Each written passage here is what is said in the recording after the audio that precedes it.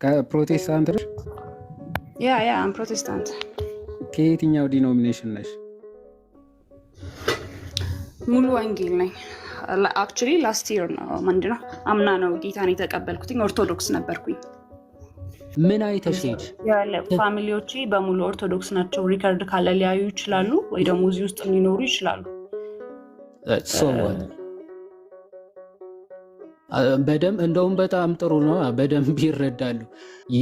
የአላዋቂ ኦርቶዶክስ ፕሮቴስታንት ይሆናል፣ አዋቂ ፕሮቴስታንት ደግሞ ኦርቶዶክስ ይሆናል። ፋይናል ይወጣች ስለሆነ እታች ያላቸው ወንድሞች ወይም እህቶች ፎሎ ካደረጋችኋት በውስጥ አብረዋትምና ምናምን እንዲህ መማማር ምናምን የምትፈልግ ከሆነ ከወንድሞች ጋር ታገናኟታላችሁ ማለት ነው። በጣም ጥሩ። እሺ ዛሬ ፕሮቴስታንት ለመሆን ዲሳይድ ያደረግሽው ከድህነት ጋር ተያይዞ ባለ ሀሳብ ነው ብለሽን ነበረ። ምንድን ነበረ? እስኪ እሱን ነገር በደንብ እንግዲህ ሁላችሁም አዳምጡ። ሰው ልጅ በማመን ብቻ እንደሚጸድቅ የዘላለም ሕይወትን እንደሚያገኝ ቀድሜም እየተረዳው የመጣሁት እያመንኩ የመጣሁት ቶፒክ ነው። በማመን ብቻ ለመጽደቅ ነው ክርስቶስ ኢየሱስ መስቀል ላይ የተሰቀለው ብዬ አምናለሁ። መልካም ልጠይቅህ የመጣሁት አንተ ልጠይቅህ ወንድሜ። በመጀመሪያ መልሱን ስጪና ታዲያ የመጣሽበትን አቋም መልስ መስጠት አለብሽ። በርደን አለብሽ። ቅድም እንዳለው አስገቡኛ ለመልስላችሁ ስትይ አልነበር እንዴ? ኮሜንት ላይ እኮ ያዙ ልቀቁ ስትይ ነበር። ሁለቴ ነው ቶፒክ ያደረኩት ወዳጄ። አም ሶሪ እንደንትና አይደለም ሄደን አሁን እኮ ምንም አላልኩሽም እኮ ትትና በትቢት ነው ምናምን እኔ አላልኩም። እኔ ስትገቢ እኮ ስርዓት ባለው መልኩ ስለጠየቅሽን እኮ ነው ያስገባንሽ። ስትገቢ ኮሜንት ላይ ረዥም ሰዓት እንትን ስትይ ነበር። በቃ እኔ ካልመለስኩ ያዙ ልቀቁሽ ስትይ ነበር። ስለዚህ ያው እኛ ጋር ደግሞ ምን አይነት ቢል አለ መሰለሽ? ከመጣሽ ቆይ እስኪጨርስ አዳምጪኝ። ሄደን ከመጣሽ ማርያም ታምጣሽ የሚባል ነገር አለና ከገባሽ አይቀር አሁን የገባሽን እውነት ነው እሺ የምትነግሪን። ከዛ በኋላ እኛ ሰዎች በማመናቸው ብቻ የዘላለም ሕይወት እንደማያገኙ እንነግርሻለን። አሁን አንቺን የምንጠይቅሽ ሰዎች በማመናቸው ብቻ የዘላለም ሕይወት ያገኛሉ ወይ ስንል ኦፍ ኮርስ በቃ ይሄ የአንቺ እምነት ነው፣ ምንም ችግር የለውም። ከዚህ በኋላ የምናደርገው ግን ምንድነው? መጽሐፍ ቅዱስን አንስተን እስቲ አንድ የመጽሐፍ ቅዱስ ማስረጃ ትሰጪናለሽ። ልክ አሁን አንቺ ያልሽውን ሀሳብ የሚደግፍሽ አንቺ ፕሮቴስታንት ስለሆንሽ ያው ምንም ምናልባት ለላይቭ ሊሆን ይችላል። አካውንትሽን ምናልባት ገብተሽ ስላላየሽ ሊሆን ይችላል። አካውንትሽን ገብተሽ ታዩ ፕሮቴስታንት እንደሆንሽ ያሳይሻል። እና ምን ትረያለሽ መሰለሽ? መጽሐፍ ቅዱስ ቆይ አንድ ጊዜ ቆይ ወደሚጠቅመን ነገር እንግባ። አንድ ጊዜ የልጆቹን ጨዋታ ነው ኮሜንታችሁን እያየሁ ስለሆነ ነው የቤተሰብ የሰዎች ቆይ አንድ ስለምወዳቸው ስለምረዳቸው ነው ፖስት ማድረገው ወዳጆቼ። እሺ ሄደን እኮ በቃ ትቻለሽ ዴ ሰው እኮ ድር ከፈላም እኮ ሌላ ቦታ ይሄዳል እኮ መብትሽ እኮ ነው። አሁን እኮ እየተቆጣንሽ አይደለም። እና ምን እናርግ? አንድ የመጽሐፍ ቅዱስ ማስረጃ ያሰጭናልሽ። በደንብ አዳምጪ እሺ። ሰዎች በማመናቸው ብቻ ነው የዘላለም ሕይወት የሚያገኙት የሚልን ሐሳብ የሚያብራራ አንድ የመጽሐፍ ቅዱስ ማስረጃ ምን ላይ እናወጣ? መጽሐፍ ቅዱስ በሙሉ እንደዛ ነው የሚለው፣ ግን ኤፌሶን 2 አንድ መስመር ላይ ጠብቀኝ እሺ። መጽሐፍ ቅዱስ በሙሉ እንደዛ ይላል። ለምሳሌ ዘፍጥረት ምዕራፍ 1 ከቁጥር 1 ላይ በመጀመሪያ ጊዜ ሰማይና ምድርን ፈጠረ ነው የሚለው። ስለዚህ ልጅ አቱኝ ሄደን ስፔሲፊክ አድርጊና ነገረ ድህነት ላይ ፎከስ አድርጎ የሚያወራውን ሐሳብ አውጪና ንገሪን እሺ። አሁን አክት ማድረጉ ብዙ አይጠቅምም ብዬ ነው። ኤፌሶን ምዕራፍ 2 ከ8 እስከ 9 ያለው እሺ እሺ ምን ይላል? ሁላችሁም አዳምጡ። ማለት ነው ኤፌሶን 2 ከ8 እስከ 9 ቆይ አንዴ እንትን ልበለው። እንጠብቅሻለሁ ነው እጭ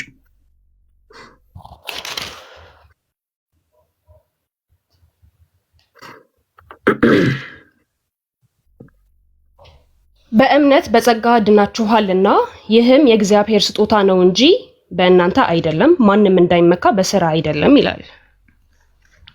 እሺ የጠየቁሽ ጥያቄ ምንድን ነበር? ሄደ በቂ ይመስለኛል። ስለ ድህነት አይደል ጠየቀኝ ፈልዬ ፈልያት በኝ ለፓፓዬ ነው ስሜ ፈለጋት ናት ወንድሜ ሱጣሪ እንደዛ ፈለጋት። እሺ የጠየቁሽ ጥያቄ ምንድን ነበር? እስቲ ጥያቄውን ደግመሽ ንገሪኝ። እሺ ጥያቄውን በድህነት ሰው በእምነት ብቻ እንደሚጸድቅ አሳይኝ ነው ያልከኝ ጥያቄ አይደል? አላልኩሽም። ሰው በእምነት ይጸድቃል ወይስ አይጸድቅም ብዬ ጠየቁሽም። እንዴት ሰው አምኖ እንዴት አይጸድቅም? እኔ እንደዛ ብዬ አይደለም የጠየቁሽ። ጥያቄን ሳታደምጪ አይሽ እነዚህ ሳያደምጡ መሮጥ እንዲህ ሰው አደልጦት እንዲወድቅ ያደርጋል። ምን ብዬ ነው የጠየቁሽ? በደንብ አሁንም ካላደመጥሽኝ እስኪ ድገምልኝ በይ፣ ልድገምልሽ። እሺ ድገምልኝ። በጣም ጥሩ። አሁን ከዚህ በኋላ መድገም ስለሌለበት በደንብ አድርገሽ አዳምጪኝ እሺ። አሁን ያነሳሽው ሀሳብ በመጀመሪያ ከምን ጋር እንደሚገናኝ ሁላችሁም አዳምጡ፣ ዝም ብለን አንብበው ከምናልፈው። ጸጋው በእምነት አድናችኋልና። ኦፍኮርስ ጸጋው በእምነት አድኖናል። ያ የእግዚአብሔር ጸጋ ምንድነው ስንል ደግሞ በልጁ በኢየሱስ ክርስቶስ የተገለጠው የማዳን ስራ ነው። ለዛ ነው ቅዱስ ዮሐንስ በወንጌሉ እግዚአብሔር አንድያ ልጁን እስኪሰጥ ድረስ ዓለምን እንዲሁ ወዷልና ያለው። ለዛ ነው አያችሁ፣ ይሄ ፍቅሩ ነው ጸጋ ተብሎ የተጠራው። እግዚአብሔር ወደዚህ ምድር ለመምጣቱ እኛ የጨመርናት አንዲች ነገር የለች። ማለት እኛ ምንም አይነት በጎ ነገር ኖሮን አይደለም ጌታ ወደዚህ ምድር የመጣው፣ ምንም አይነት መልካም ስራ ሰርተን አይደለም፣ እንዲሁ ስለወደደን ነው። ከቻላችሁ ሁላችሁም ኮሜንት ላይ እንዲሁ ስለወደደን እያላችሁ ጻፉ እሺ የምትችሉ። ስለዚህ ጌታችን ኢየሱስ ክርስቶስ ወደዚህ ምድር የመጣው ለምንድን ነው አልኳችሁ? እንዲሁ ስለወደደን።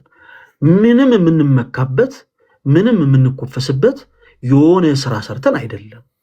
ገጸ ንባቡ ከዚህ ጋር በደንብ በስፋት ይናገራል። ሰውን ግን እኛ ከጠየቅነው ጥያቄ ጋር ይገናኝ። ወደ ጥያቄው መለሳለሁ። ከዛ ማንም እንዳይመካ ከስራ አይደለም ይላል።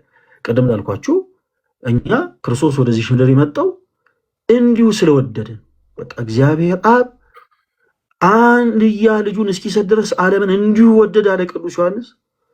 እንዲሁ ስለወደደን እኛ ምንም አይነት በጎ ምግባር ሳይኖረን ምንም አይነት ነገር ሳንሰራ እንዲሁ ስለወደደን እግዚአብሔር አንድያ ልጁን ሰጥቶን፣ ይሄ በጸጋ ያገኘነው ድህነት ነው። እንዲሁ ስለወደደን። አሁን ጥያቄው ሰው ጸድቆ ይድናል ወይ? አይደለም። እሺ ሄደን በደንብ አዳምጪ። ሰው በክርስቶስ አምኖ ይድናል ወይ? አይደለም። ስለ ኢኒሻል ሳልቬሽን ከሆነ የምናወራው ሰዎች የክርስትና ሕይወትን የሚጀምሩት በመዳን ነው። ፕሮቴስታንቶች ወንድሞች አዳምጡ። ሁልጊዜ ስለ ኦርቶዶክስ ቤተክርስቲያን ለእናንተ የማይሆን ነገር ስለሆነ የሚነገራችሁ ሌላ ነገር አስባችሁ ነው የምትመጡት። በደንብ አድርጋችሁ አስረግጣችሁ አዳምጡ። ሰዎች የክርስትና ሕይወትን የሚጀምሩት በመዳን ነው። አጭርና ግልጽ። ይህንን የመዳንን ሕይወት ሲጀምሩ ሰዎች መስራት የሚጠበቅባቸው ምንም ነገር የለም። ምንም ስራ መስራት አይጠበቅባቸውም። በቃ የሚጠበቅባቸው በክርስቶስ ኢየሱስ ማመን ነው። አሁን ጥያቄው በክርስቶስ ኢየሱስ ስላመኑ ሰዎች ነው እንጂ ሰዎች በክርስቶስ ኢየሱስ አምነው ስላመኑ እነዛ ቅርንጫፍ ተብለው ስለተጠሩ ስለነዛ ቅርንጫፎች ነው መጠየቅሽ ሄደን። እነዛ ሰዎች በማመናቸው ብቻ፣ ለምሳሌ ፕሮቴስታንቲዝም ውስጥ በእምነት ብቻ የሚለው ትምህርት ያ ነው። ሰዎች በማመናቸው ብቻ ኦፍኮርስ የዘላለም ሕይወትን ያገኛሉ ብሎ ያምናሉ። ስለዚህ አሁን ጥያቄ ከዚህ በኋላ ሰዎች በክርስቶስ አምነው ይድናሉ ወይስ አይድኑም? አይደለም። የምታወሪው ከክርስቲያን ጋር ነው። በክርስቶስ ማመን ያድናል ወይስ አያድንም ብሎ አይደለም የሚጠይቅሽ። እዚህ ጋር ያለው ሰው በክርስቶስ ማመን ያጸድቃል ወይስ አያጸድቅም ብሎ አይደለም እየጠይቅሽ ያለው። በደንብ አድርገሽ አዳምጪ። ደግሜ ያልጠይቅሽም። ሰዎች በማመናቸው ብቻ ነገር እንዳላረዝም ሄደን አሳጥረሽ ስነግርሽ ለጊዜው አሁን ይህን ለምሳሌ ተወዳጅ እህታችን አሁን ለምሳሌ ስትመጪ አንቺ ያሰብሽበት አንግል አለ እና ምናልባት ከጠበቅሽው አንግል ወጣ ያለ ሀሳብ ከሆነ እስቲ የእናንተን ትምህርት እስቲ በመጽሐፎች መሰረት አሳዩን። እስቲ ጥቅስ እያወጣችሁ እናንተን በመጽሐፎች መሰረት እስቲ አሳዩን እና እስቲ እንወያይበት ማለት ትችያለሽ። ለጊዜው አሁን አንድ እውነት አለ። ምንድነው? እኔ አሁን እዚህ ጋር እኛ ክርስቲያኖችን ፊልም መስራት አንፈልግም። ፕሮቴስታንት ወንድሞቻችን ገብተው ይሄን መልእክት ማስተላለፍ ስላለብኝ ነው። እዚህ ጋር ፕሮቴስታንት ወንድሞቻችን ገብተው ልክ የሆነ ነገር መመለስ ሲያቅታቸው ይዋቸው እነዚህ ፕሮቴስታንቶች ይኸው በቃ እንዲህ ናቸው፣ ምንም አያውቁ፣ በቃ ውረዱ ምናምን አይደለም ማለት የምንፈልገው። እኛ ተዘጋጅተን የገባነው፣ እናንተ ሳትዘጋጁ ነው የመጣችሁት። ይሄ ትልቅ ሪያሊቲ ነው፣ የምናውቀው ሀቅ ነው። ስለዚህ ምናልባት ተዘጋጅቶ ያልመጣን ሰው ብዙ ማስጨነቅ አይጠበቅብንም። የእኛን ትምህርት ግን እናነግረዋለን። ስለዚህ ሄደን ከተዘጋጀሽ ይኸው አንድ ድል ሰጥሻለሁ። ሰዎች በማመናቸው ብቻ የዘላለም ሕይወትን ያገኛሉ የሚል የፕሮቴስታንቲዝም ትምህርት የሚደግፍ አንድ የመጽሐፍ ቅዱስ ማስረጃ ስጭኝ። ከሌለሽ ግን የእኛን የሳልቬሽን ትምህርት መጽሐፍ ቅዱስ መሰረት እያደረገን ትምህርቱ እንድታሳየኝ ፈልጋለሁ። አንተ ሰው በማመን ብቻ አይድንም የሚለው ቢካዝ ምንድነው ልናዋጣ የምንችለው እኛ ለመዳን? እኔ ያሳያለሁ በጣም ብዙ ጊዜ የተጻፈ ገላትያ መጽሐፍ ላይም ሌሎች መጽሐፍቶች ላይም ብሉይ ኪዳን ላይም ጀምሮ ሲጻፍና ስንማረው ወንጌል ከመጀመሪያ ስለነበር ያለ ስራ እንደምንድን ምን ይላል? አይ ቲንክ ገላትያ 3 ላይ ሰዎች አሁን በስራ ይድናሉ ወይ ይቆጭሻሉ እንደው ለምን ወደ ስራ ይድናሉ? እሺ wait I'm sorry ይቅርታ ወዳጄ ወንድሜ እስቲ አብርሃምን አስቡ። እርሱ እግዚአብሔርን አመነ ጽድቅም ሆኖ ተቆጠረለት። አብርሃም ምንድን ነው ያዋጣው? እዚህ ለመጽደቅ ምንድን ነው ያደረገው? እኔ ስለ ህግ ስራ ማመን ብቻ ጻድቅ ያደርጋል። አሁን ምንድነው መሰለሽ ሄደን ይሄን ሁሉ ነገርሽ አሁንም ተመልሰሽ እንደዚህ ነገር እያወራሽኝ ያለሽው እንደዚህ ስል ቅር እንዳይልሽ ሄደን የሆነ የሸመደርሻቸው ጥቅሶች አሉ። ከነዚህ ጥቅሶች ውጪ ስለዚህ ነገር በቃ የገለጥኩ ነው ላይ ያወራው ያለውት ወንድሜ ይኸውልሽ እኮ አሁንም ባይብል አልከፈትሽም እኮ አይደለም ያልኩት። አሁንም አልተረዳሽም ያልኩሽ ያለው ስለ ኢኒሻል ሳልቬሽን እኮ አሁን አውርተናል። ይኸውልሽ ስለ ኢኒሻል እኔ አሁን ስለ ህግ ስራ ለምሳሌ ለነሰው የህግ ስራን እንዴት ጎትተሽ እንደመጣሽው ምን ያላቅም። ስለ ኢኒሻል ሳልቬሽን ግን ስናወራ እንዴ ሰው በክርስቶስ አምኖ ይድናል ወይስ አይደለም እያለን እያወራን አይደለም። እያወራን ያለነው ስለ ፕሮቴስታንቲዝም ሰው ሰራሽ ትምህርት አምስቱ ብቻዎች እና ሌሎችም ትምህርቶች ሰው ሰራሽ ናቸው። ባይዘዌ አምስቱ እነዚህ ክብር ለእግዚአብሔር ብቻ አሁን ወርዱ እንዲህ ሲነገር ደስ ይላል አይደል? ክብር ለእግዚአብሔር ብቻ ሲል ወርዱ እኮ ባይሰልፍ ደስ የሚል ቃል ነው። ግን ቅዱሳንን ያገለለ ትምህርት ስለሆነ ይሄ ትምህርት ሰው ሰራሽ ትምህርት ነው ብላ ቤተክርስቲያን ታስተምራለች። መጽሐፍ ቅዱስ የመሰረተም ማለት ፈቃደኛ ከሆንሽ በኋላ ላይ እናየዋለን። እና ሌሎችም እነዚህ ብቻ የሚሉ ትምህርቶች በአጠቃላይ ሰው ሰራሽ ናቸው ብለን እናምናለን። ሄደን እንቅጩን ስንነግርሽ ይሄ ትምህርት መጽሐፍ ቅዱስ የመሰረት አለው ስትይ መጽሐፍ ቅዱስን አውጥተሽ በመጽሐፍ ቅዱስ ማስረጃ ነው ልታሰሚ ይገባው። እያወራን ስለ ኢኒሻል ሳልቬሽን አይደለም። ሰው በክርስቶስ አምኖ ይድናል። ሄደን ከዚህ ውጭ አሳባለሽ አንቺ ሰው በክርስቶስ አምኖ ይድናል ወይስ አይደለም? በኢየሱስ ብቻ ነው መዳን የሚችለው ሰው። አሁን እኔ እኮ ግራ አጋባኸኝ እኮ ጥያቄ አልገባኝ። ስለ ብቻ ነው አይደለ እየተወያየን ያለ ነው? ሄደን አቤት ፈለገ ካልገባሽ እኮ መጮህ አይጠበቅብሽም። እሺ አንድ ጊዜ ይኸውልሽ ተረጋጊ። አንዳንድ ጊዜ ልክ እንደዚህ አይነት ሀሳቦችን ስናወራ ቆይ አዳምጪ። እንደዚህ አይነት ሀሳቦችን ስናወራ ሄደን መቼም አንቺ ሴት ልጅ ነሽ።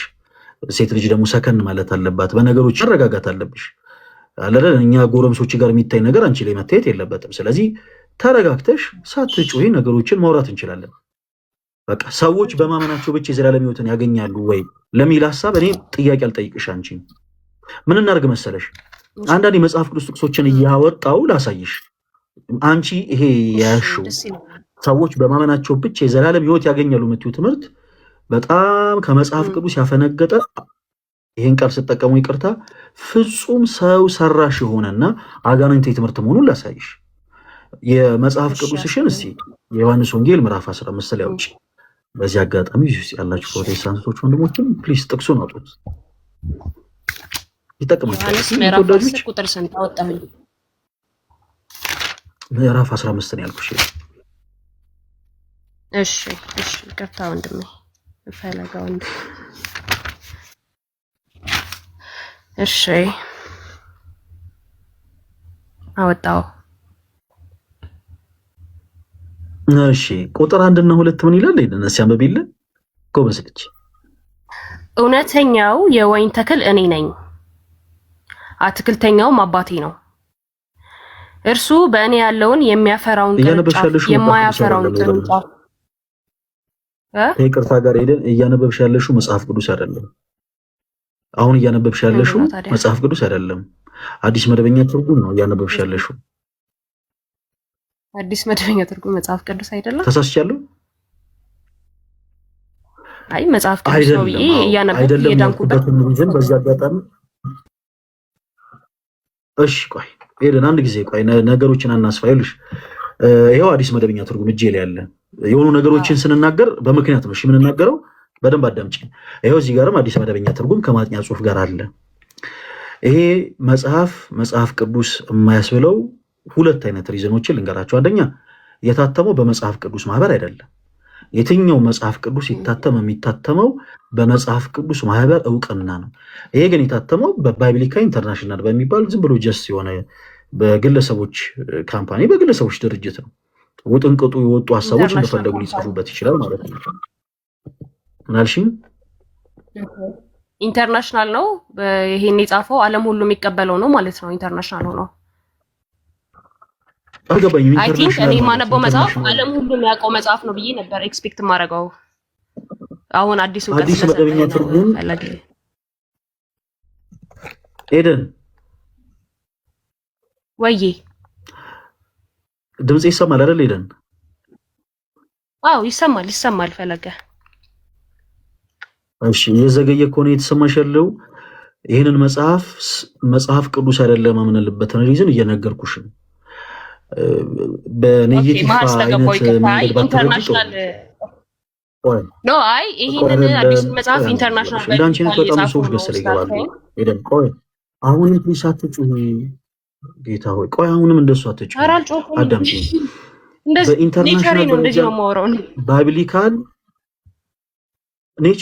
ኔቸርሽን ቢሆን እዚህ ጋር እንደዚህ ማድረጋት ሽማ። አሁን ለምሳሌ እኔ ማንም እንደፈለገ ቤቱ ያለውን አመል እዚህ ይዞ እንዲመጣ አልፈልግም። ሄደን ስለዚህ ፖላይት ሆነሽ አውሪ። እዛ አሁን ቤት የለመድነውን ነገር ቤት ተነው እንምጣ። እሺ አመላችንን ባህሪያችንን ችግር የለውም። ሄደን አሁን ተረጋጊ ፕሊስ እባክሽን። እዚህ ጋር አሁን ምንድነው መሰለሽ እንዳንቺ አይነት በጣም ብዙ ሰዎች ይመጣሉ። ሄደን you are not the first አንቺ የመጀመሪያዋ ሴት አይደለሽም። እንዳንቺ አይነት በጣም ብዙ ሰዎች ይመጡና ወይ የበታችነት ስሜት ተሰምቷቸው ወይ ተበሳሽተው ጥሩ የተናገሩ መስሏቸው አማርኛቸው ያመራላቸው መስሏቸው በጣም ኔጌቲቪቲን ነው አብዝተው የሚወጡት። ስለዚህ ሄደን እባክሽ ተረጋጊ። ወልሽ ጣልቃ ስለጮሽ ይቅርታሽ ሄደን እባክሽን ራስሽን ተቆጣጣሪ። አንተም ሰው እንዳመጣጡ መቀበል ብትቀበል ደስ ይላል። ቢካዝ በጣም አቮይድ እያደረክ ነው። እኔ ግን ከናመልሽ አይደለም መቀበልሽ አልችልም። እኔ አሁን አረቤ ያው ኢትዮጵያ ያገር ልጆች ነን ታስተምረኝ ነው የመጣሁት እኮ እኔም እኮ 2000 ሰው ቤት ማይክሽን እንደዚህ ሚት እናደርገው እንዴ ግብረገብ ይኖርሽ እንጂ ቅድም እኮ ነገርኩሽ። የመንደር አመላችሁን እዛው መንደራችሁ፣ የቤት አመላችሁን እዛው ቤታችሁ። ሄደን እኔ አሁን አባትሽ አይደለሁም አጎትሽ አይደለሁም አክስትሽ አይደለሁም። የአንቺ የቤትሽን አመል እዛው ቤትሽ።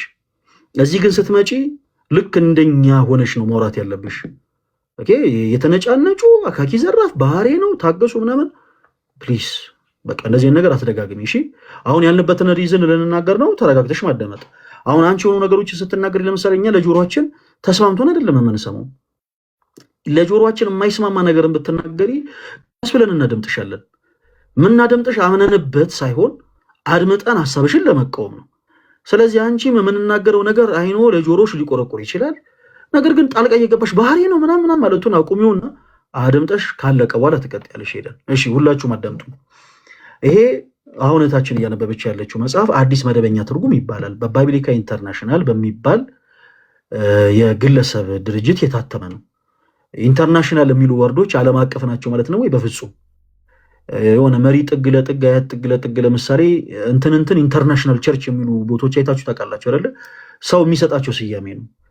ሆኑም አልሆኑም ግን እኛ ጉዳያችን አይደለም። ይሄ መጽሐፍ ግን መጽሐፍ ቅዱስ የማያስብልበትን ሁለት መሰረታዊ ነገሮችን ላንሳላችሁ። ሁለት መሰረታዊ ነገሮችን ሄደን እጅሽ ላይ መጽሐፍ ቅዱስ ስላለ አንደኛ ቆሮንቶስን አንድ ጊዜ አውጪ የለም እቺን ነገር አይተሻት ቢያንስ ትሄጃለሽ። ሌሎች ነገሮች ላይ መደማመጥ ቢያቅተን ማይክሽን ክፈችው። ሄደን እሺ ቶንሽን ቀንሰሽ አውሪ። ማይክሽን ክፈችውና አንደኛ ቆሮንቶስ ይሄንኑ መጽሐፍ ቅዱስሽ ምዕራፍ 15 ነው። አውጪው አንድ ጊዜ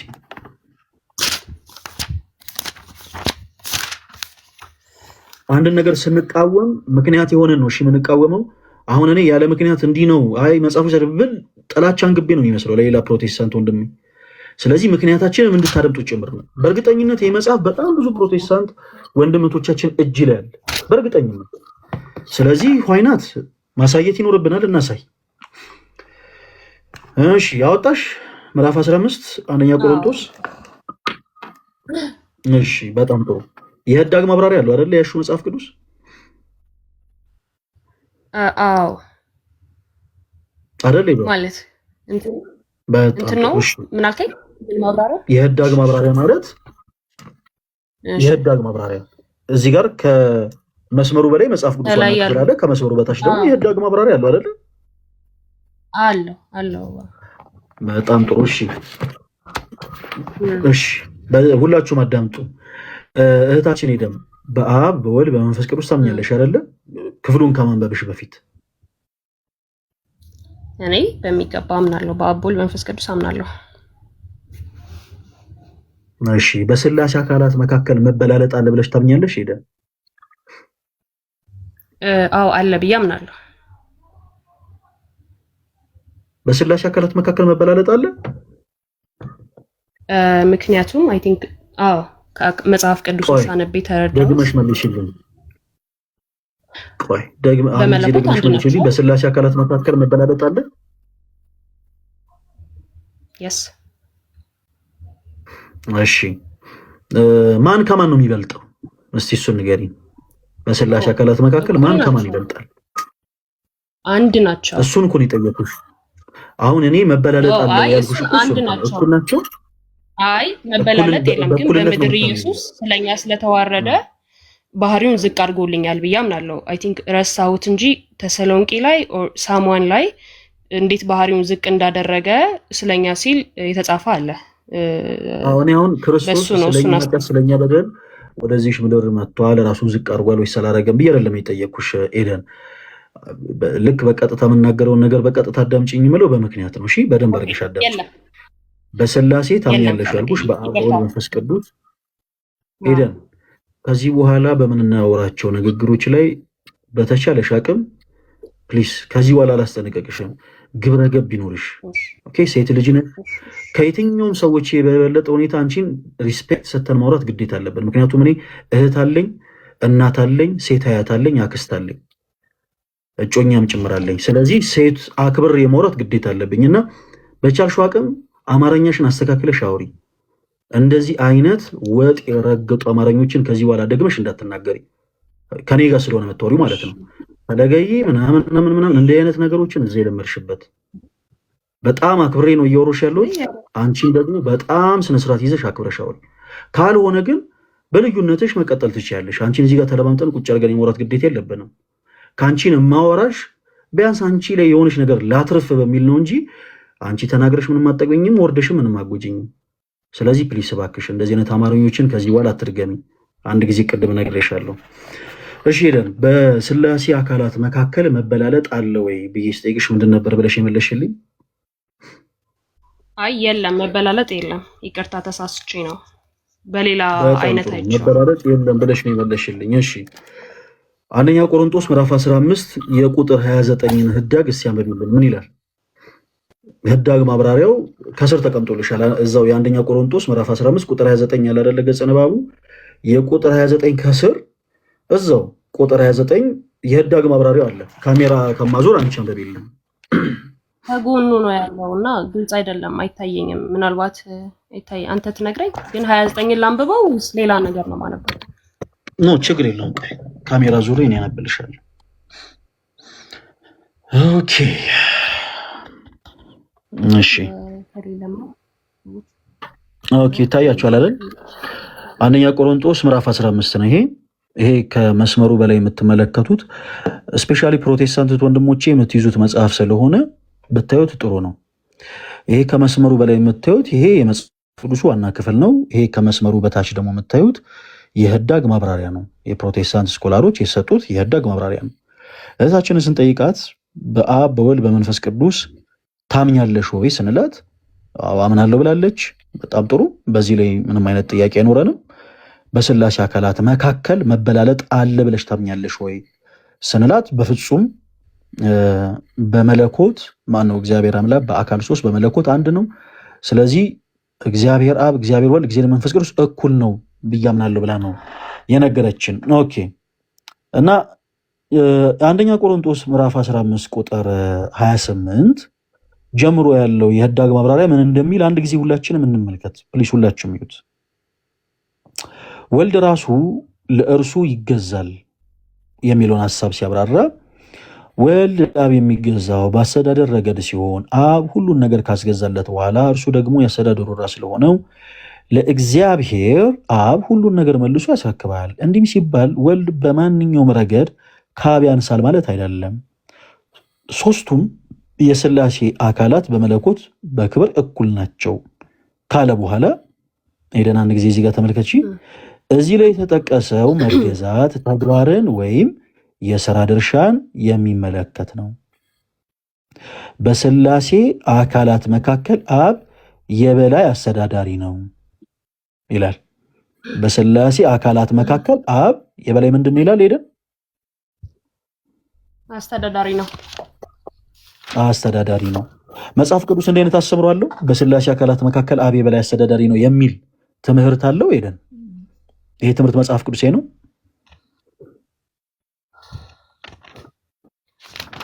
በሥላሴ አካላት መካከል ሄደን ፕሊስ ሀሳብሽን በደንብ ከኛ ጋር ብታደርጊው አሪፍ ነው።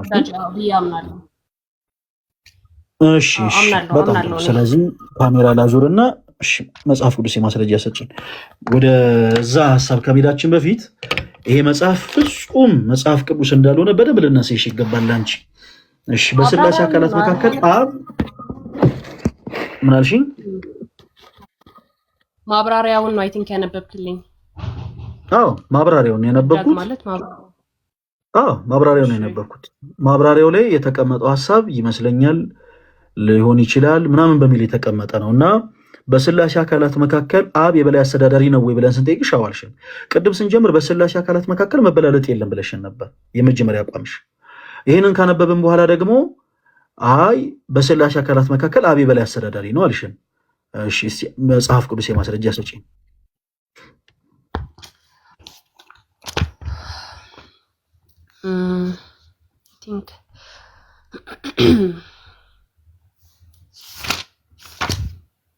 እሺ ጊዜ አለ ኤረን ባጭሩ በሥላሴ አካላት መካከል ይሉሽ ወደ ነገረ ድነት ትምህርታችን እንድናልፍ ጊዜ ላለማፍጀት በሥላሴ አካላት መካከል አብ የበላይ አስተዳዳሪ ነው ብሎ የጻፈው የህዳጉ ማብራሪያ ያስቀመጠ የፕሮቴስታንት አንድ ምን አልሽኝ? ኮንፊውዝድ አድርገኛል። ጥያቄ ግልጽ ስላልሆነልኝ ነው። እሺ ይቅርታ። ከእንደገና ደግሞ ቶፒክንም አዙረኸዋል። አላዞርኩትም። ወደ ርዕሳችን እንመለስ ያልኩት እኮ ርዕሳችን እዛው የተያዘ ስለሆነ ነው። አንድ የመጽሐፍ ቅዱስ ጥቅስ አውጪልኝ ያልኩሽ ስለ ሳልቬሽን ስናወራ ከአዲስ መደበኛ ትርጉም አወጣሽ። የአዲስ መደበኛ ትርጉም በውስጡ በጣም ብዙ በጣም የተለዋወጡና የተበከሉ የተመረዙ ቃላቶች አሉት። ምንድነው? ከመጽሐፍ ቅዱስ ጋር እርስ በርስ የሚጣረሱ ሀሳቦች ተቀምጠዋል። ምሳሌ ሳላዞረው ላሳያችሁ ስለማውቀው ትንቢተ ኢሳይያስ ሌላ ተጨማሪ ይዙ ላይ ምዕራፍ 7 ቁጥር 14 ላይ እነሆ ጌታ ራሱ ምልክት ይሰጣችኋል፣ ድንግል ትጸንሳለች፣ ወንድ ልጅም ትወለዳለች፣ ስሙንም አማኑኤል ብላ ትጠራዋለች ተብሎ የተነገረ የመጽሐፍ ቅዱስ ክፍል አለ። ኤደን አንቺ መቼ መጽሐፍ ቅዱስ ታነቢያለሽ? ይሄ ትንቢት ቃል ለማን የተጻፈው ብለሽ ታኛለሽ? ነብዩ ኢሳይያስ በትንቢት ቃል እየተናገረ ያለው ስለማን ነው? ድንግል ብሎ የጠራት ማንን ነው? አማኑኤልን ለማርያም ነው አይደለ? በቃ አሁን ሌላ ጊዜ አንቺ ትፈትሻለሽ። አስፈላጊ ከሆነ ጥቅሶቹን በአጠቃላይ እዚህ መጽሐፍ ላይ ያሉ ስህተቶችን ጥቅሶች በአጠቃላይ ከፈለግሽ እንልክልሻለን፣ ታያችኋለሽ። ጊዜ ላለማባከን ይህንን ጥቅስ አትስጪ፣ ይህን መጽሐፍ አታውጪው፣ በዚህ መጽሐፍ አናወራ ያልንሽ ለምንድን ነው? በጣም ብዙ ሀሳቦቹ እየተበከሉ ስለሆነ ነው። ህዳግ ማብራሪያ ላይ ሄዳችሁ ስታነቡ የነቢዩ ኢሳይያስ ሚስት ናት ብለው ያስቀምጣሉ፣ የፕሮቴስታንት ስኮላሮች ማለት ነው። ይሄ ገጸ ንባብ ለማን እንደተቀመጠ ግልጽ ነው። ትንቢተ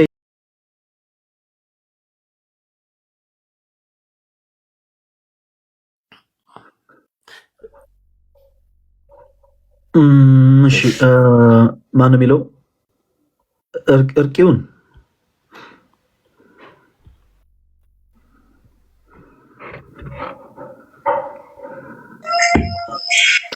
ወንድማችን እንደምን አለ? ከየት ቤተ እምነት ነው የመጣው? እግዚአብሔር ይመስገን። ዘፈኑን ቀንሱት። እርቂውን እኔ ድምፅ ቀንስ ዮሐና።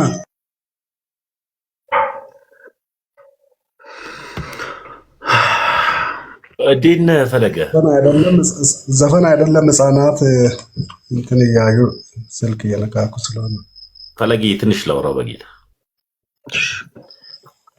ሰላም ወንድም፣ እንዴት በእምነት ብቻ እንደሚድን አምናለሁኝ።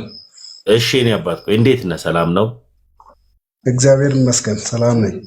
የት ቤተ እምነት እኔ ለመግባባት ያ ፕሮቴስታንት ነኝ። ፕሮቴስታንት የቸርች ነው። ቃለ ሕይወት ሕይወት መልካም መልካም። ቃለ ሕይወት እምነት ብቻ ብላ ታምናለች። እኔ ቃለ ሕይወትን መተዳደሪያ ደንቡን ምናምን አላውቅም። ይሄ ነው እንደ አባል ቤተክርስቲያን ውስጥ ገብቼ አባል ከሆንኩኝ ቆይቷል። እንትናቸውን ያንን አላውቅም። ግን እኔ የራሴን እምነት እኔ ማምነው ሰው ኢየሱስ ክርስቶስን በማመን እንደሚድን ነው። መልካም እኮ ቃለ ሕይወት ስትኖር በመጽሐፍ ቅዱስ መሰረት ነው ወንድሜ። ቃለ ሕይወት ስትኖር አስተማሪ አለ አይደለ? እርቂውን አቤት ቃለ ሕይወት ነው አለምትገባው? አዎ ቃለ ሕይወት ነው የምገባው። ጴንጤ እኮ ቃለ ሕይወት ቸርች መግባት ከጀመርክ ስንት ዓመት ነው? ቃለ ሕይወት ቸርች መግባት ከጀመርኩኝ ወደ 5 ዓመት ነው። 5 ዓመት። ከዚህ በፊት የት ነበርክ? ከዛ በፊት ክርስቲያን አልነበርኩም እኮ። የቸርች ምን እምነት ተከታይ ነበር?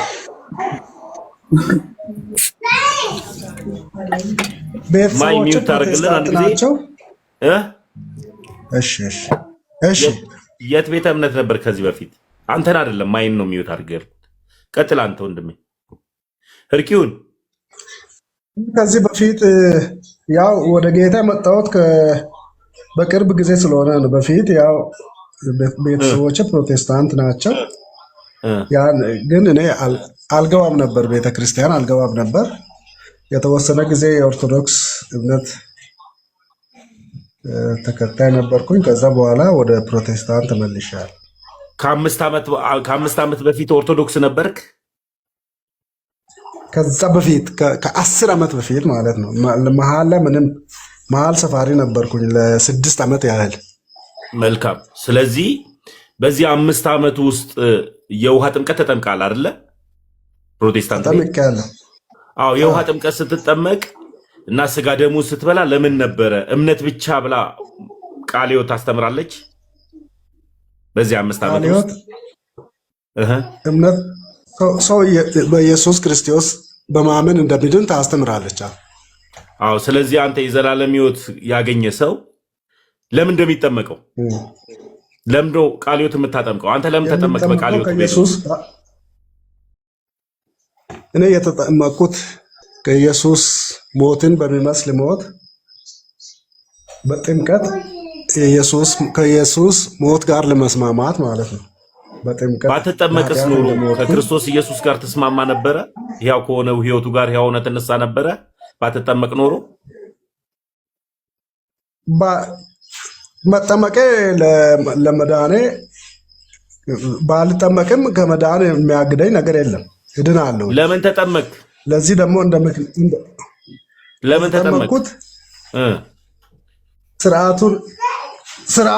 ስርዓት ስለሆነ የመጠመቅ ስርዓት የተሰጠ ትእዛዝ ስለሆነ ያንን ትእዛዝ ለመፈጸም ከኢየሱስ ሞት ጋር በሞቱ ለመስማማት ማለት ነው። ገብቶኛል። ተጠምቃል፣ እርግጠኛ ነኝ። በዚህ 5 ዓመት ውስጥ ቃለ ሕይወት ጋር ተጠምቄያለሁ። ለምን ተጠመቅ? ባትጠመቅስ ኖሮ ትድን ነበር? ባልጠመቅም ድናለሁ። ስለዚህ ለምን ተጠመቅ? የተጠመቅኩት ስርዓት ስለሆነ ነው። እስኪ መጠመቅ ስርዓት ነው ተብሎ የተጻፈበትን ጥቅስ ስጠኝ። መጠመቅ ስርዓት ነው ተብሎ የተጻፈበት የሰው ልጅ በኢየሱስ ክርስቶስ ያመነ ማለት ነው። አይደለም። እኔ የጠየቁት ጥያቄ እርቂውን ያመነ የተጠመቀ ይድናል፣ ያላመነ ግን ይፈረድበታል ይላል። ወንድሜ እሱ ጥቅስ እኔ በኋላ እንገባበታለን ሀሳቡ ላይ። መጠመቅ ስርዓት ነው የሚል ጥቅስ ብትሰጠኝ ከይቅርታ ጋር እርቂውን። የውሃ ጥምቀት ስርዓት ነው ተብሎ ተጽፏል? ስርዓት ነው ተብሎ አልተጻፈም። ካልተጻፈ ታዲያ አንተ ከየት አምጥተኸው ነው ስርዓት ነው ያልከኝ?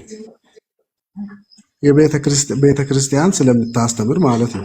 ቤተ ክርስቲያን ከየት አስመጥታ? የአንተ ቤተ እምነት ከመጽሐፍ ቅዱስ ውጭ የምታስተምረው ትምህርት አላት?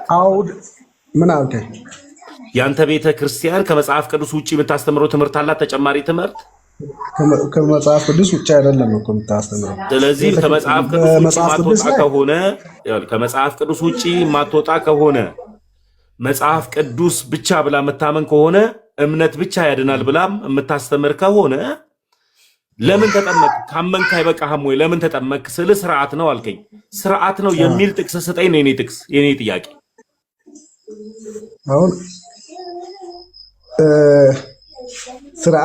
ስርዓት ስለመሆኑ መጠመቅ ማለት ለድነት አይደለም። እኔ የተጠመቅኩት ለመዳን አይደለም የተጠመቅኩት። እኔ ለመዳን ተጠመቅ ላለመዳን ተጠመቅ የሚል ጥያቄ አይደለም የጠየቅኩ። አጠር ያለ ኩዌሽን የጠየቅኩ ለምን ተጠመቅ? አሁን እኔ ያንን በተናገርኩት ነው አይደል? ስርዓት ስለሆነ ስላልኩኝ ማለት ነው። ስርዓት ከሆነ ጥቅስ ስጠኝ። ይኸውልህ እርቂውንዬ፣ ስርዓት ከሆነ ይሄው በዚህ ጥቅስ ጴንጤ በጥቅስ አይታማም ስለሚሉ በዚህ ጥቅስ ማቴዎስ ወንጌል ላይ ማቴዎስ ወንጌል ምናልባት ባክግራውንድ ላይ ህፃናት ማቴዎስ ወንጌል ስንት ችግር የለውም። የህፃናቱም ድምፅ አልረበሸኝም።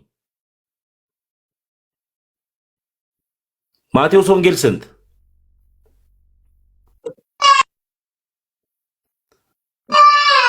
ድምፅ ከኋላ የሚረብሽ ስላለ ህፃናት ጥቅሱን ብቻ ንገረኝ፣ ችግር የለውም። ከዛ በኋላ የሚዩት ታደርጋለህ።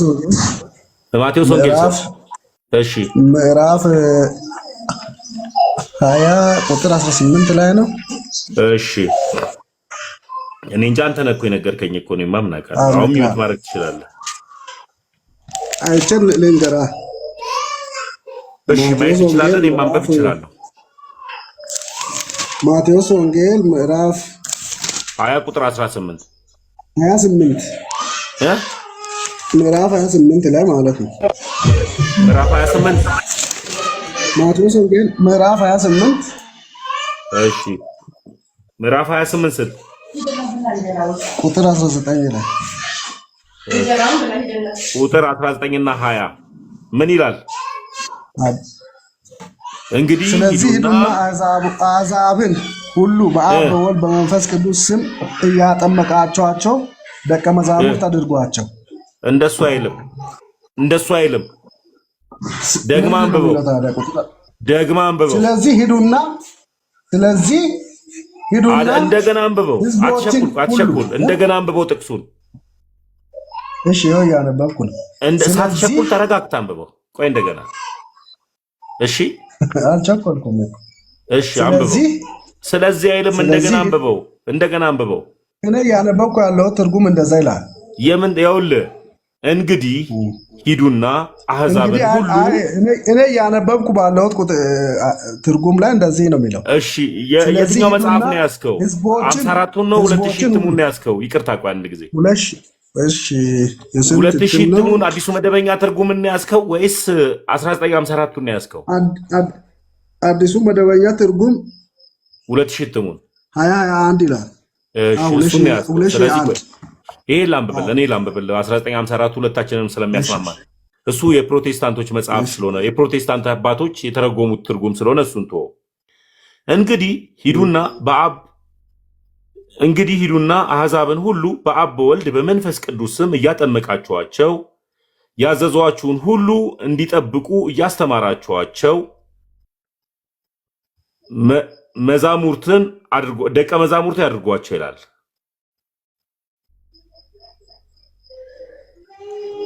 ደቀ መዛሙርት አድርጓቸው ይላል። ስለዚህ ደቀ መዝሙር ለመሆን የተጠመቅኩት ማለት ነው። ስለዚህ የተጠመቀው ደቀ መዝሙር ለመሆን ነው። ባትጠመቅስ ባልጠመቅ ደቀ መዝሙር መሆን አልችልም። ስለዚህ ደቀ መዝሙር ማለት ትርጉሙ ምን ማለት ነው ወንድሜ? የኢየሱስ ክርስቶስ ተከታይ ማለት ነው። ስለዚህ ያልተጠመቀ ሰው ሁሉ የክርስቶስ ኢየሱስ ተከታይ መሆን አይችልም ማለት ነው። አሁን አንተ መጠመቅ ለመዳን ወንድሜ እኔ ሌላ አላወራውም። ጎሽ ጥሩ አይደለም። እኔም የምጠይቅህን መልስልኝ። ለመዳን መጠመቅ የግድ ያስፈልጋል ብለህ ነው የምታምነው አንተ? እኔ እሱን አላወራውም ወንድሜ። እኔ ያስፈልጋል አያስፈልግም አለም። ለጠየቁ ጥያቄ ካልተጠመቅኩኝ ደቀ መዝሙር መሆን አልችልም አልክ። ደቀ መዝሙር ማለት ትርጉሙ ምንድነው ስል የክርስቶስ ኢየሱስ ተከታይ መሆን ነው አልከኝ። ስለዚህ ካልተጠመቅ አንተ የክርስቶስ ኢየሱስ ተከታይ ካልሆንክ ለመዳን መጠመቅ ያስፈልጋል ማለት ነው። የዳኑ ሰዎች ናቸው ክርስቶስን መከተል የሚችሉ። ለመዳን መጠመቅ አያስፈልግም። ለመዳን ከኢየሱስ ክርስቶስ አሁን ያመጣው ጥቅስ ምን እንዲረዳ ነው ያመጣህልኝ? አሁን ያመጣውን ጥቅስ አሁን ያመጣሁት ለምን እንዲጠቅም ነው ያመጣው? አሁን ቅድም እኔ ስርዓት ነው ስልህ ስርዓት ለመሆኑ እስቲ ጥቅስ አምጣልኝ አልክ አይደል እኮ ይላል። ይሄ ስርዓት ነው ይላል ጥቅሱ። ይሄ እኮ ደቀ መዝሙር የመሆን ስርዓት ነው የተሰጠን አይደል? ደቀ መዝሙር እንዲሆን እኔ የተጠመቅኩት አልኩኝ። ኢየሱስን በስርዓት ነው የምንከተለው። መጠመቂያ ከምንም ከመዳነ ጋር አይገናኝም። ይቅርታ ቆይ እርቂውን ኢየሱስን ለስርዓት ነው የተከተልከው? ኢየሱስን የተከተልኩት ለህይወት ነው። ለህይወት ከተከተልከው የክርስቶስ ኢየሱስ ተከታዮች ሁሉ ደቀ መዛሙርቶቹ ለህይወት ነው የተከተሉት ለህይወት ነው። ኢየሱስ ክርስቶስን በማመን ህይወት ስለሚያገኙ ነው ሁሉም የተከተሉት። በጣም ጥሩ። ስለዚህ ደቀ መዝሙር ለመሆን ምን ያስፈልጋል? አንተ ያመጣው ጥቅስ ላይ ነው። እኔ እኮ አላመጣውም እኮ ይሄን ጥቅስ። ደቀ መዝሙር ለመሆን መጠመቅ ያስፈልጋል።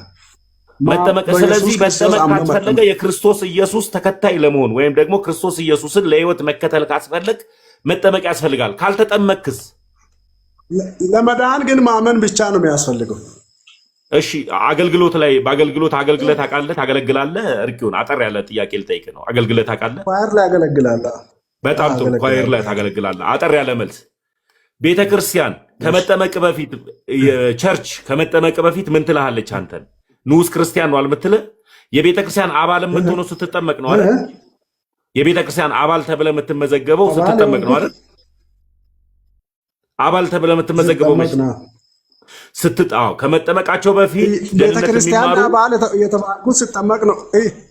ቤተክርስቲያን አባል የተባልኩት ስጠመቅ ነው። የኢየሱስ ክርስቶስ አባል የሆንኩት ግን በኢየሱስ ክርስቶስ ሳምን ነው የመንግስተ ሰማያት አባል የሆንኩት። ቆይ ወንድሜ ቆይ አንድ ጊዜ አትቸኩል። ቆይ ከአብ ቀኝ የተቀመጥኩት በኢየሱስ ክርስቶስ ያመንኩ ጊዜ ነው። እሺ ግን አትቸኩል። ቆይ እኔ አሁን ያውልህ አንተ አሁን ታገለግላለህ፣ በኳየር ስለምታገለግል ትረዳኛለህ። ቆይ ኧረ እባክህ ደግሞ መርፌን ደግሞ ወጋው ደግሞ ነቃውብህ ደግሞ አትቸኩል። ከመጠመቃቸው በፊት ደህንነት ሲማሩ ውሃ ጥምቀት ሲማሩ ምን ይባላሉ? ንዑስ ክርስቲያን ተብለው ይያዛሉ። ቤተክርስቲያን አባል አድርጋ የምትመዘግበው ንዑስ ክርስቲያን ሲባል ሰምቼ አላውቅም እኮ። አንተ በቃ አዳምጠኝ አንድ ጊዜ አትቸኩል። አሁን ምንም አይንዘር። አንተ የነገርከኝ ያለው የቃል ሕይወትን ነው ሌላውን ነው እኛ ጋር ንዑስ ክርስቲያን የትኛውም የፕሮቴስታንት ትምህርትን ነው የምነግርህ። አንድ ጊዜ አዳምጠኝ። የትኛውም የፕሮቴስታንትን ትምህርትን ነው የምነግርህ። ከመካነ ኢየሱስ ውጭ ሁሉ እኮ አንድ አይደለም። እሱም አንድ አይደለም። አንድ መሆናችሁ አታውቁም። 85,000 አይነት ትምህርት ነው ያላችሁ። ልክ ነህ። እሱ ያስማማል። ፕሮቴስታንት ሁሉ አንድ አይደለም። አንድ አይደለም። ልክ ነህ። 85,000 አይነት አስተምሮ ነው ያለው። ልክ ነህ። እርቂውን አንተ ራሱ የማወቅ በቂ ከዛም በላይ ልክ ኦርቶዶክስ ላይ በጣም የተለያየ እንዳለ ሌሎቹም ላይ የተለያየ እንዳለ ማለት ነው። እሱን እንመጣበታለን። ኦርቶዶክስ ጋር የተለያየ እንዳለ እንመጣበታለን። ታሳየኛለህ። መጀመሪያ አንተ ከ85,000 በላይ መሆኑን እንኳንም እግዚአብሔር ይሄ ጌታ መንፈስ ነው ያዋራህ። ይሄ ስጋና ደም አልገለጠልህም። እኔ የማምነው በእግዚአብሔር ቃል መሰረት ነው። ሰዎች ቤተ እምነቶች በሚያስተምሩት አይደለም የማምነው። ትክክለኛ የሚያስተምር አለ፣ ትክክለኛ ያልሆነ ትምህርት የሚያስተምር አንተ ያልሆነ ብቻ ሳይሆን እርቂውን ቆይ ተረጋጋ። እኔም የምለውን ስማኝ። ቤተክርስቲያን ቤተ እምነቶች የተለያየ አስተምሮ ሊያስተምሩ ይችላሉ። በአንድ ቤተክርስቲያን ውስጥ ሆኖም የተለያዩ ሰዎች የተለያየ ትምህርት ሊያስተምሩ ይችላሉ። እኔ ግን ሰዎቹ በእግዚአብሔር ቃል በሚለው መሰረት ነው የማምነው። እርቂውን ተንኪው አንድ ጊዜ አዳምጠኝ። እኔ የትም አልሄድም። የቤተ ክርስቲያን አባል የተባልከው መች ነው? የቤተ ክርስቲያን አባል የተባልኩት በኢየሱስ ክርስቶስ ያመንኩ ቀን። ያመንክ ቀን ነው ወይስ የተጠመቅ ሰዓት ላይ ነው የቤተ ክርስቲያን አባል ተብለ የተመዘገብከው? አገልጋይ ነው የተባልኩት። ከተጠመቅኩ በኋላ አገልጋይ ነው የተባልኩት። ዝም በል አትዋሽ። እኔ ተመስገን እባላለሁ። ለብዙ ዓመት በፕሮቴስታንት ቤት ውስጥ የቆየውኝ ከአስከፈ እንዳንተ አይነቱን እጅ እየጫንኩኝ ስጸልይለት የነበርኩ ሰው ነኝ። ስለዚህ ካለኔ እጅ መጫን የማይንቀሳቀሱ ሰዎች እንደነበሩ ፓራላይዝድ ሆነው እንደሚንቀሳቀሱት ሁሉ እኔ ነበርኩ እጅ ምጭንላችሁ። ይኸውልህ ከማወርድ እንዳትዋሽ። ውሸት አልወድም። ተመስገን እባላለሁ። አልዋሽም። ለምን ዋሻለሁ? ውሸት የሰይጣን አልዋሽም። አንተም እንዳትዋሽ። አዳምጠኝ አንድ ጊዜ። የምትዋሽለት ኢየሱስ ካለ ሄደታች ትዋሽለታለህ። እኔ የምዋሽለት አምላክን አልተከተልኩም። በቃ ማትዋሽ ከሆነ በአግባቡ እየነገርኩ ነው። የቤተ ክርስቲያን አባል የተባልከው መች ነው ያልኩ? ስትጠመቅ ነው? ከመጠመቅ የቤተ ክርስቲያን አባል የተባልኩት አሁን እኮ የቤተ ክርስቲያን አባል መሆኔ ከመዳኔ ጋር ምንም አያያዝ። የቤተ ክርስቲያን አባል እናወራበታለን። የቤተ ክርስቲያን አባል ሳልሆን የተባልከው መች ነው? መልስልኝ። ቆይ አንተ የቤተ ክርስቲያን አባል ሳይኮን አይዳንም? አሪ አላልኩም፣ እሱንም አልጠየኩም። የቤተ ክርስቲያን አባል ለመዳኔ የተባልኩ የቤተ መች ክርስቲያን ነው? አባል መሆን የቤተ ክርስቲያን አባል የቤተ የተባልኩ መች ክርስቲያን ነው? አባል የተባልኩት አሁን የቤተ ክርስቲያን ስትጠመቅ አባል ነው የተባልኩት ትጠመቃለህ። ፎርም የሞላው ጊዜ ነው። የቤተ ክርስቲያን የአባልነት እኮ ፎርም ፎርም የሞላው ጊዜ የሞላው ከተጠመቅክ በኋላ ነው አይደለም? በቅርብ ነው የሞላሁት። አገልግሎት ሁሉ ከጀመርኩ በኋላ እዛ ታች ጠይቄ ማለት ነው። ውሸታ እንዳትመጣ እዚህ ቤት። እኔ እኮ ተመስገን እኮ ነኝ እኮ ስር መሰረትህን እኮ አውቃለሁ እኮ እያንዳንዱ የጴንጤው ስር መሰረት ማለት ነው። ውሸታ ልክ ውስጥ ልናወራ ስንል ትደነግጣለህ እንዴ? እንዴት ናችሁ? ሰላም ነው? ሰላም ቢኒያም፣ እንዴት ነህ? ቆይ ተረጋጋ። እያንዳንድ የፕሮቴስታንትን ስር መሰረት አውቀዋለሁ። ስር መሰረቴ ጴንጤ ነው። እሺ፣ ስር መሰረቴ ጴንጤ ነው። ስለዚህ ስናወራ በእውነት ለእውነት የምትመጡ ከሆነ ነው። ለምን እንደምትጠመቁ ለምን ስጋ ደሙን እንደምትበሉ የምትመልስ ከሆነ ነው የምትገባው። ካልሆነ ግን ገብተህ የምትዋሽለት ኢየሱስ፣ የምትደርቅለት ኢየሱስ፣ የምታደርቅለት ኢየሱስ ካለ አላውቅም። ዲያቆንዬ ይቀጥሉ ወንድሜ። እሺ እናመሰግናለን። እዚህ ውስጥ ያላችሁ ወንድሞቻችን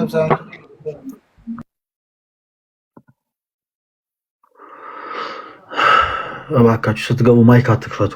ፕሮቴስታንቶች ወንድሞች ርዕሳችን ምንድን ነው መሰላችሁ? ሰዎች በማመናቸው ብቻ የዘላለም ሕይወት ያገኛሉ ብላችሁ የምታምነው ፕሮቴስታንቶች ወንድሞች ካላችሁ ኑና በመጽሐፍ ማስረጃ እናውራ። እንዲህ አይነቱ ትምህርት ሰው ሰራሽ ትምህርት ነው ብለን እኛ ክርስቲያኖች እናምናለን።